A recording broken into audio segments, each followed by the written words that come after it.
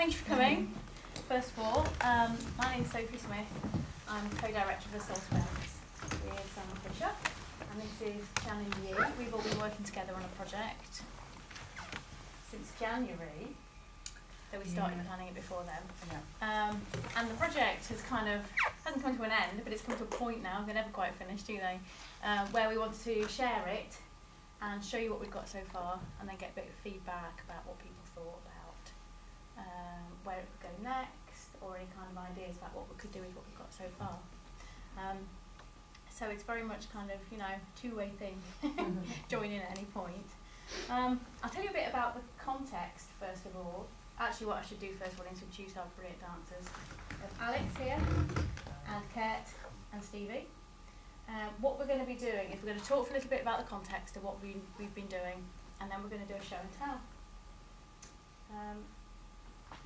We should probably be done within about an hour, but that depends how much you want to talk afterwards. So we'll see, perhaps it'll be 2 hours. So Sandy and I have been running a SALT event since '96, which frighteningly is nearly 20 years now. We do a stark realisation the other day. And we're new to Wales, so if you haven't seen us or heard about us yet, that will be why. We've only come down here from Yorkshire and Northern Ireland last September, wasn't it? September before last. So as a company we work nationwide really, across the UK. We've got a base in Yorkshire and we've been there for 20 years. And then we've also worked in Northern Ireland, which is where we met Shannon. And now we've come down and work in Wales as well. We set the company up as a interdisciplinary company that works primarily in contemporary dance and music, but also across theatre and new writing. And the idea was to create interdisciplinary work through collaborative practice. And that's something that we've always been really passionate about, and we've kept doing for 20 years. But during that time, we've been trying to tweak how we work and how we make work. What's really important to us as a company is that we make high quality work, but that people enjoy and can engage with and can access. So for us, that means sometimes taking our work out to different settings. So it might be bars or nightclubs. Last year we did a 6-week residency in a factory, taking art into the workplace. But it also means trying to create work that people can understand, especially in terms of contemporary dance. Sometimes it can be a little evasive to the non-specialist. So what we wanted to try and do is to make work that people who aren't necessarily contemporary dance aficionados can come and enjoy. And part of that for us, the key really, is story and understanding some kind of narrative and having a structure within a piece, so that the audience have some framework to grab onto during the piece. So we've been working with writers from the start in '96, and when we started working, it was very much like we were working with original writing, but in recorded voiceovers. So it'd be like you'd have a bit of a story, and then there'd be a bit of live action, dance and music. But what we felt about that was it was slightly odd in that you were having a live performance experience, and then this voice was coming from somewhere that wasn't part of the live event. So we tried that, thought that's not quite right. So we went down another route, and as our director of the company, I'm the music specialist and a singer, and Sandy's the choreographer. And we decided that what we were going to do is work with song instead, and to try and communicate some kind of story and the meaning through song. Which worked really well in the nightclub and bar settings that we were working in. But again, it was working so that it would be, okay, so we're going to do a dance, and now we're going to stop for a minute while the singer explains it a bit more for you in case you hadn't quite understood the emotional dynamic that was going on. So all the time we were developing this, and then we started a project in 2011, 10, 9, oh goodness me, 9 probably, which Shannon was involved with, which was called Total Theatre. And this was a project over in Northern Ireland, and the idea of it was, correct me if I'm wrong, because it was a while ago, that it would get lots of performers together from across theatre and across dance and across music, and would work with them as a collaborative cross-arts company. And we had access, I think, for a week to 10 performers. And we really used that time, again, to try and find a way to blend music and blend contemporary dance and to blend storytelling and theatre. And that's where we met Shannon, which was brilliant. So we worked with Shannon on that project. But we felt we were slowly getting somewhere, but what was quite interesting this time was because we were working with theatre practitioners, the minute we started to say, okay, let's integrate a bit of song or a bit of voice work into the practice, it turned into music theatre. When that wasn't what we wanted something different.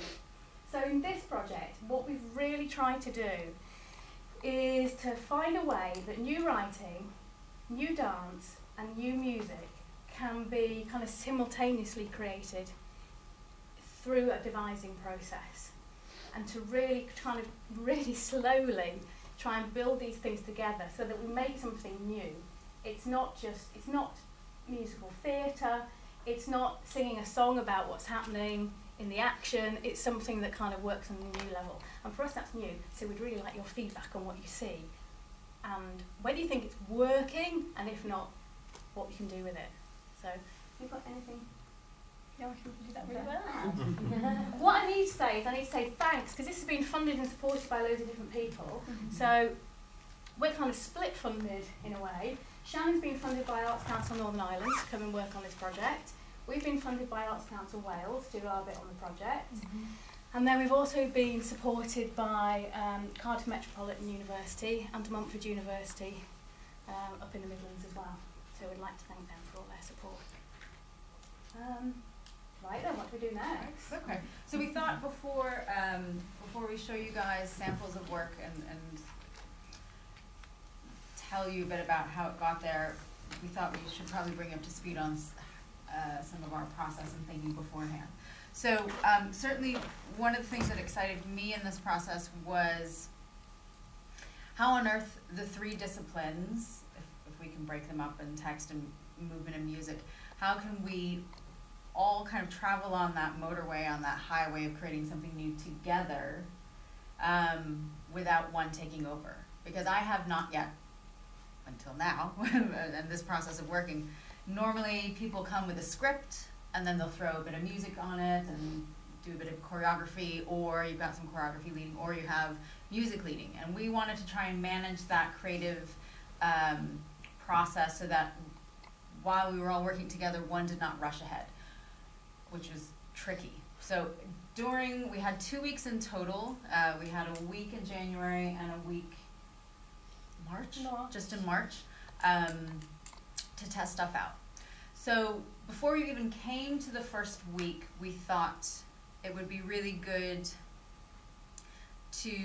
for the three of us to kind of put into a creative pot all together some ideas, some creative ideas that we would then mush around and see if we could come up with one mushed up kind of collaborative from the start idea that was a composite of all of our thoughts to begin with.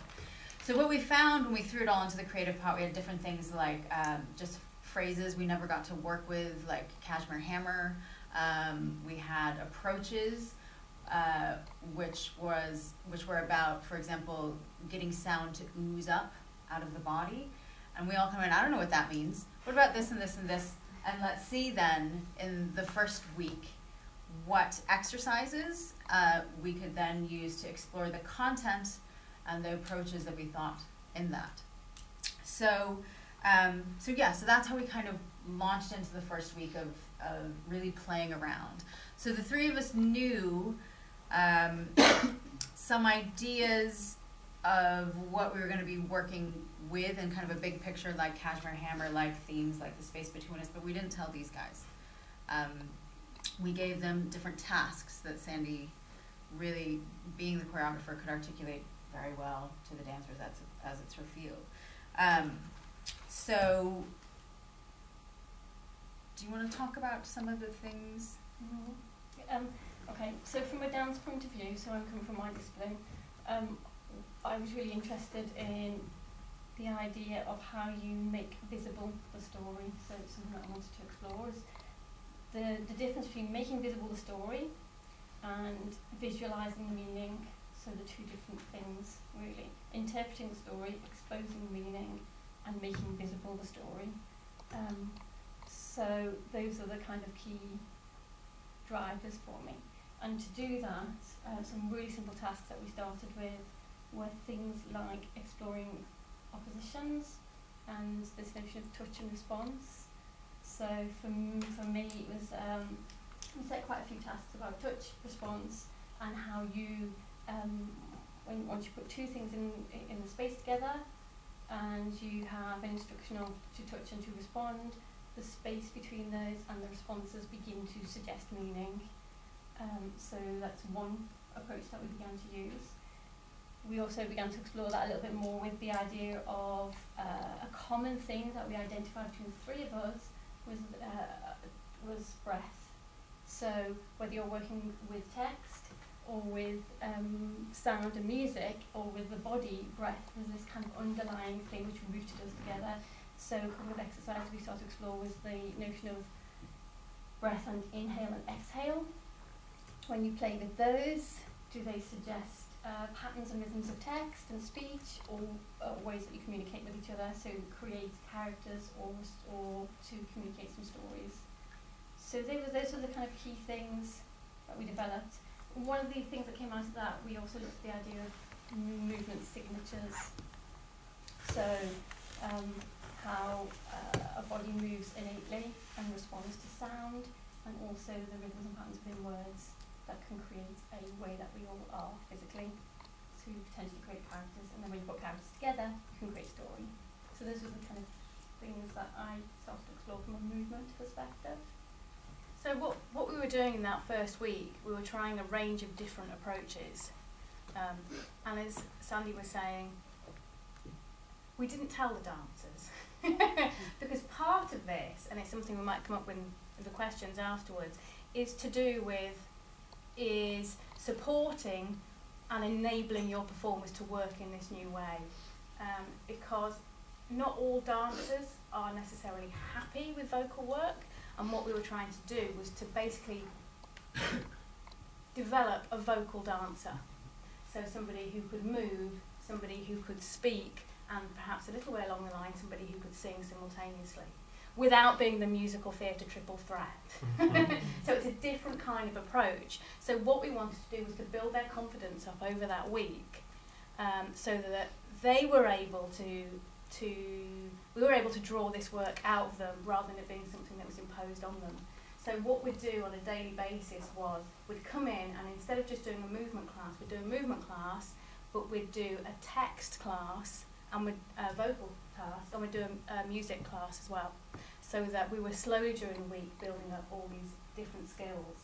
And then from those little tasks that we were doing as a kind of warm-up task, we would then ooze into actually devising something. So we're being slightly sneaky, rather than coming in and going, right, today, well, here's your scripts, everybody, learn these, and oh, now you're going to move to this, and you're going to say that, and it wasn't like that at all. What we wanted to try and do, and you'll be able to ask them afterwards to find out if it was successful, was for this to kind of come out from the performer, rather than it be imposed on them. So as the music person, the kind of tasks that I was working with them, and in fact in a similar way to Shannon, doing the text, was working with them, developing their vocal techniques and developing the different sounds that you can make, and being comfortable making a sound, and making stupid sounds, even breathing, screaming, shouting, talking, and actually kind of sound improvisation, and to get that idea of being a noisy dancer rather than a silent dancer. And then I would work with music in different ways with them, really, and we'll carry on these tasks a little further. So, for example, I've written a list here so I don't forget. It's very important. I might have been sometimes working with an emotional idea or a concept. So we'd have the space between us, and I would go away and I'd write a track that, for me, epitomised the space between us. And I would send it back then to Shannon and Sandy, and they would work with that in the studio. Or it might be that I would write a song with lyrics that would then be used in the studio as some kind of devising tool, as a creative tool. Or another strategy and approach that we sometimes use was I would come in and watch them develop their character and then take on those different character traits and write them little Theme tunes. musical theme tunes. That's the thing. I was going to say musical motifs, but theme tune is much better for each character, and we'll give examples later on how that worked. So just trying out these different approaches, really, different ways that we could use music, dance, and numeracy together. Yeah. So finally, before we go into showing you some pieces of examples of what we worked on, from my discipline, from a writing point of view, I was excited about this process from kind of two nearly ends of the spectrum. One was the musicality of language, because that's what I really love, is rhythms and sounds, and getting into the nitty-gritty, even into the breakup of the breath and aspiration and spoken language. But then also the other end is looking at not just the words that they will say, but the meaning of things that they won't say, but also character and story arc. Because to me, character is, all the characters are a composite of the actions that they take. So then looking at it from being able to mine and observe everything that the dancers were doing through their actions, to me, I could sit back and go, okay, character, conflict, what's the tension? Why has that movement ended up in this place? And what does that say about that character? And then from that, build the overarching story. Within the story, the different moments and beats within that, and having a little look at the arc and the components of those. So I was kind of looking at it from two different angles, and it was great to be able, for the three of us all at the same time, when we talk about that kind of like multi-lane motorway, as we'd look at a task, we'd have a little conflab, we'd go, okay, well, what about that, what about that, what about that? How does that affect, from your lens, what we're working on? How can this particular moment grow based on music, based on movement, based on text? And we'd mess around a little bit. And so it was this constant ebb and flow, which we always do when we're creating stuff, hopefully, is we test something out, make a big creative mess, and then kind of skim the cream off the top. And then we throw that into the pot vent. Make a big creative mess, skim the best off the top. So to be able to do that across the three disciplines, reining it back as much as possible, and always making sure that we were communicating was really, really valuable kind of along those strands. Mm-hmm. So should we Share? share? Mm-hmm. Does that make sense? Kind of what we barreled through in 10 minutes of... Yeah. Any questions about that before we share? Yeah.